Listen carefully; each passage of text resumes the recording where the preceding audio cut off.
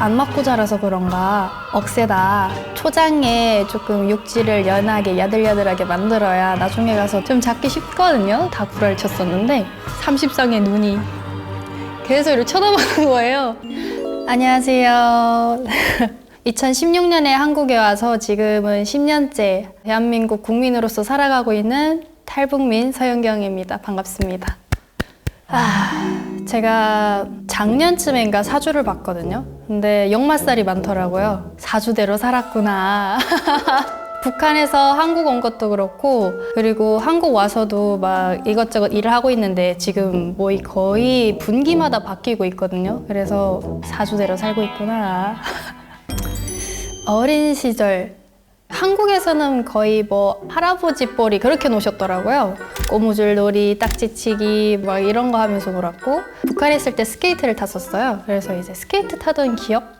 취미로 탔었는데 거의 매일매일 나가서 탔었거든요. 타는데 항상 저를 지켜보던 아저씨가 있어요. 그 아저씨가 어느 날 갑자기 다가오더니만 너 뭐 하는 애냐고 그러는 거예요. 그래서 이제 곧 고급중학교 올라간다 이랬더니만 나 고급중학교 체육 지도교사다. 너 우리 학교로 와서 내 반으로 와라 이러는 거예요. 아빠가 꽤 오래전부터 탈북 계획을 하고 있었어가지고 체육반 오히려 좋다. 가서 체력을 기르거라 해서 거기 가서 이제 스케이트 선수를 하게 됩니다. 그때는 워낙에 현실감이 없었어가지고 차를 타고 북한 내에서 이동을 할 때 그때 진짜 현실감이 하나도 없었거든요. 그래서 진짜 그때는 완전 여행 가는 기분이었고, 숲 입구에서 내려서 브로커가 여기가 입구다. 여기서부터 이제 가로질러 가야 된다. 여기는 이제 경비대 초소 대원들도 있을 거고, 그때는 살짝 갑자기 덜컥 무서워져가지고 잠깐만 나 왜 여기 있지? 집 가고 싶다. 그러고 나서 태국 도착했을 때 그 태국 수용소에서 저희가 28일 동안 있었는데 28일 내내 아팠거든요, 저는. 여기까지 왔는데 열병 때문에 나는 죽게 되는 건가 막 이런 생각까지 했어서 무서웠던 또 기억이 또 있네요. 저도 북한에서 그렇게 못 살던 집이 아니었어가지고 나름 고급 아파트에 살았다고 막 그런 게 있었어요. 으스대는 게 있었는데 다들 몰래 사무역을 했었거든요. 옛날에는 그 사무역 막히기 전까지 밀수로 재미를 많이 봤었는데, 그 김정은이 올라오면서부터 이제 싹 다 막아버린 거예요, 거기를. 그렇다고 나라에서 배급을 주는 것도 아니고 취직 자리를 마련해 주는 것도 아닌데 그냥 그런 생계 수단을 싹 다 막아버려서 다들 그때부터 어려워졌어요. 한국에 오니까 그 수도 그냥 탁 틀면 나오잖아요. 왼쪽 돌리면 뜨거운 물, 오른쪽 돌리면 차가운 물. 그것도 너무 신기했고, 단연코 제일 신기했던 거는 핸드폰, 스마트폰. 이제 북한에서도 저는 핸드폰을 써봤었거든요. 근데 거기 거랑 비교가 안 되게 너무나 좋은 핸드폰이라서 이거에 빠져서 제가 시력이 북한에서 금방 왔을 땐 2.0이었어요. 2.0, 2.0. 지금은 그렇습니다. 일단 제가 한국에 막 왔을 때 제일 핫했던 건 이제 그때 당시 방탄소년단 엑소였거든요. 아니 아이돌 얘기를 그렇게 하는 거예요. 난 하나도 모르겠는데. 그래서 방탄소년단이 누군 거 찾아보니 어머나 너무 잘생겼잖아 해가지고 저도 푹 빠져서 이제 하나하나 다 공부했어요. 멤버별로 언제 태어났고 또 아무래도 그 같은 반 남자애 한 명쯤은 짝사랑 하잖아요, 다들. 그래서 야 누가 누구 좋아한대 뭐 이러면 어머 얘 뭐 이런 얘기도 많이 했었던 것 같은데, 북한에 있을 때는 솔직히 또래다운 그런 그 풋풋한 그런 얘기를 잘 안 했던 것 같아요. 왜냐면은 약한 애가 하나 보이잖아요? 그러면 걔를 좀 왕따시키는 그런 분위기가 좀 강하거든요. 학교에서 내라는 걸 못 냈거나 아니면 항상 옷차림이 좀 지저분 애가 있어요. 좀 그런 애들을 대놓고 막 괴롭히고 막 이러다 보니까 애들끼리 솔직히 꼬무줄 놀이 할 때 빼고는 대화를 잘 안 했던 것 같아요.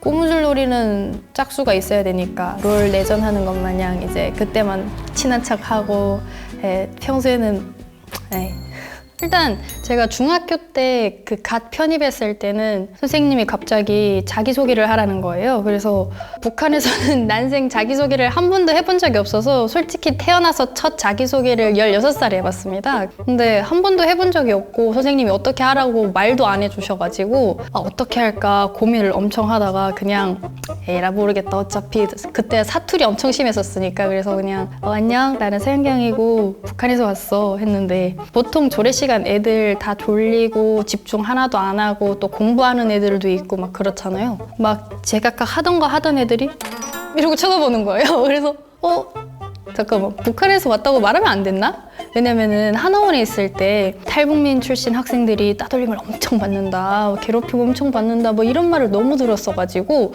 그걸 제가 잠깐 까먹었던 거예요. 그래서 이제부터 따돌림이 시작되겠군 이러고 이제 벌벌벌 떨면서 잘 부탁해 하면서 이제 자리로 들어가서 앉았는데 반에 한 30명 정도 있었어요. 30쌍의 눈이 계속 이렇게 쳐다보는 거예요. 이게 그 말로만 듣던 따돌림이군 싶었는데 애들은 다 착했어요. 난생 처음 봤을 테니까 와서 막 조심스럽게 질문도 하고, 고등학교 때는 워낙에 제가 살았던 동네가 워낙에 좁아서 저는 본 적이 없었어도 어떤 애들은 저를 보면은 저 북한에서 온 애다 뭐 약간 이 정도로 다 아름아름 다 알고 있었거든요. 그리고 이제 대학교 때 저는 사람마다 어디서 왔냐고 물어보면 대답할 때마다 달려. 강원도에서 왔다고 할 때도 있고 아니면 저기 뭐 인천에서 왔다고 할 때도 있고 다 구라를 쳤었는데 제가 어쩌다 보니까 방송에 출연하게 된 거예요. 대학교 다니면서. 그래서 어차피 볼 애들은 또 보겠다. 근데 진짜 알고리즘을 타서 너 진짜 북한에서 왔어? 막 이렇게 물어보는데 북한에서 왔지. 근데 안 믿는 거예요. 야, 거짓말하지 마. 너만큼 지금 너무 한국애 같은 애가 어디 있는데 하면서 안 믿길래 제가 그때 북한 이탈 주민 확인서 뭐 이런 걸 막 보여줬어요. 그제야 믿더라고요. 한국 학교들은 냉난방 시스템 저렇게 천장에 저런 게 달려 있잖아요. 그냥 버튼 띠롱 누르면 온방 이게 다 가능한데 북한은 교실 한복판에 난로가 있습니다. 장작대서 이제 열을 가하는 그런 난로가 있는데 겨울철 되면은 주변에 있는 애들은 녹아 죽고 변두리에 있는 애들은 얼어 죽어요. 그런 척박한 열악한 상황에서 공부하다 보니까 한국 교실 너무 깨끗한 거죠. 그리고 뭐 교실 청소는 여자애들만 하거든요. 그래서 여자애들만 했었어요. 근데 한국 학교는 여자 남자 다 같이 하잖아요. 여자 남자 다 같이 청소하는 게 좀 신기했네요. 그리고 대학교 가니까 막 교수 평가 같은 게 있는 거? 어딜 감히 선생님을 평가해. 그게 좀 신기한 것 같네요. 네. 딱히 탈북 청소년이라기보다는 그냥 탈북민이라서 가지고 있는 편견이 좀 있는데 제가 뭔가 좀 부족한 부분이 있을 거잖아요. 그런 부분에 대해서 탈북민이라 그런가? 약간 이런 말을 직접 들어본 적이 있어요. 저는 내가 좀 잘못하면은 이제 그렇게 프레임이 씌워지겠구나 이런 생각을 한 적이 있고, 네. 요거는 아직까지 그분이 저를 욕한 건지 아닌지 아직까지 헷갈리는 문제인데, 현경 씨는 참 밝아 하면서 그 아리까리한 표정으로 현경 씨는 참 밝아 뭐 이러시는 거예요. 그래서 감사합니다 하긴 했지만 저게 북한이었으면은 지금 시비거나 싶었을 정도의 그런 어투였어가지고 네.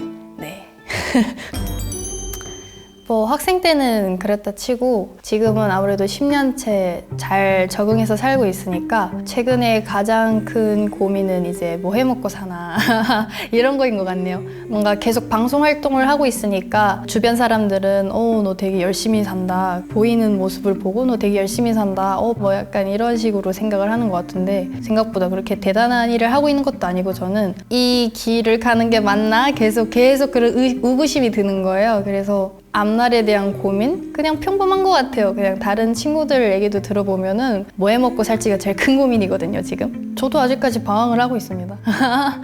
근데 뭐 방황한다고 해서 그게 이 삶이 약간 낭비인 건 아니라고 생각을 하거든요. 방황의 끝에 뭐 그렇게 방황하면서 이것저것 해보다 보면은 뭔가 하나쯤은 내 적성에 맞거나 꼭 해야만 하는 게 생기겠죠.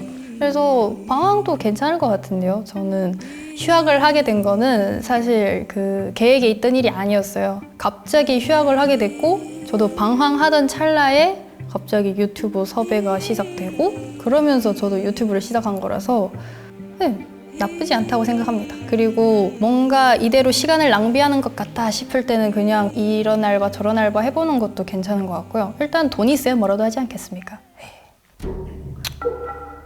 쟤네는 확실히 안 맞고 자라서 그런가 억세다. 억센 것 같아요, 많이. 초장에 조금 육질을 연하게 야들야들하게 만들어야 나중에 가서 좀 잡기 쉽거든요. 그리고 무서운 사람이 있어야 될 것 같은데 무서운 사람들도 없는 것 같고. 근데 제가 봐온 10대들만 그런 건지 모르겠는데 대부분이 그렇게 살짝 그 요즘 뭐 MG 하잖아요. 다들 싸가지가 없다. 막 약간 이런 식으로 말을 하는데 저는 이제 북한에서 유년기, 청소년기를 보낸 애들이라면은 MG 소리를 안 들을 거라 생각을 합니다.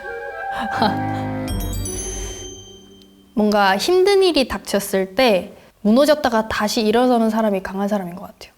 감당하기 어려운 일이 생기면은 다들 이제 손 놓고 좌절하는 기간은 있잖아요. 그럼에도 불구하고 다시 일어서서 그 일을 헤쳐나가는 사람이 강한 사람인 것 같습니다.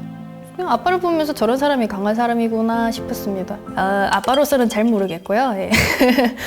이건 잘라주세요. 예, 그냥 사람 대 사람으로서는 정말 강한 사람인 것 같아요, 저희 아빠는. 일단 저는 북한에 살 때 아메리카노라는 게 있는지조차 몰랐고요. 그 믹스커피도 구경도 해본 적이 없고요. 이렇게 매일같이 물론 힘들죠. 저도 지금 출퇴근하고 있지만 힘이 듭니다. 하지만 이렇게 힘들지만 돈 벌어먹고 살 수 있는 게 어디예요. 북한은 이래도 돈이 없는데 그래서 밥은 먹을 수 있을까를 고민하거든요. 몇 년까지 살 수 있을까를 걱정하는 곳이기 때문에 어떻게 조금 체감이 되셨을까요? 제 주변 친구들 보면은 굉장히 열심히 사는 사람들이 많아요. 그래서 그런가? 나는 지금 나대로 있어도 되는가? 라는 생각을 좀 많이 하거든요. 챗GPT한테 이런 얘기를 하면은 항상 그 친구가 하는 말이 있어요. 그런 생각을 하고 있다는 것 자체가 너가 지금 뭐 나은 사람이라는 증거야. 뭐 이런 말을 해주거든요. 근데 그걸 보다 보면은 진짜 말뿐이 아니라 정말 나도 열심히 해야겠다. 뭐라도 해보자 싶어서 그냥 이것저것 열심히 하고 있어요. 지금 길을 모르겠다면은 그냥 저처럼 아무거나 닥치는 대로 한번 같이 열심히 힘을 내서 해보는 게 어떨까요? 네, 화이팅!